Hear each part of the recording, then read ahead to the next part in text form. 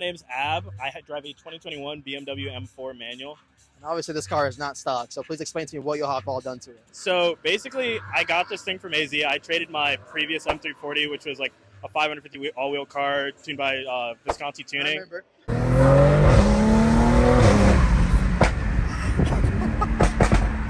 And then I got this thing. So my friend Ching in AZ, he built this car. It's got Burger Motorsport intakes, downpipe. I think it's a custom mid-pipe by BMD Performance, which is a shop he owns.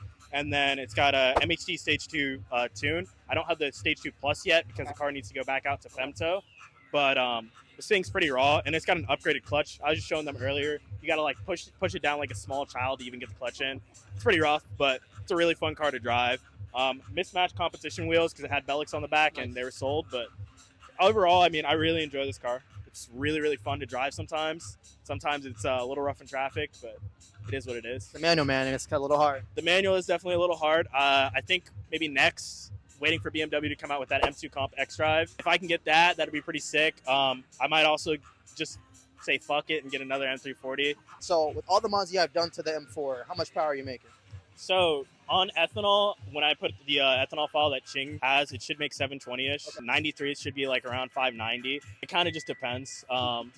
Maybe potentially it's looking like I might go get a custom tune for Visconti again and switch this car back over to Ecutech once we go send the ECU out to Femto. How come? I have no issues with MHD. I've actually owned MHD on my first 340. Yeah, that's a common tuner. It's just great tuning software. I fell really in love with Ecutech, okay. And John Visconti he's one of the best tuners ever. Really straightforward, and he makes your shit really fast. Shout out to John, man. John, crazy dude, love him. It honestly just seems right, and then especially if I single turbo the car, it really makes more sense to just go with Ecutech as I think that their management software is just better. Okay. I know I'm not too technical when it comes to tuning stuff, so take my words with a grain of salt. If you don't like what I said, feel free to dislike it and go move on with your life. So I got to ask you, because I know you had the M340i, right? It was hybrid turbo, was fast as fuck. Why the M4 over the M340i?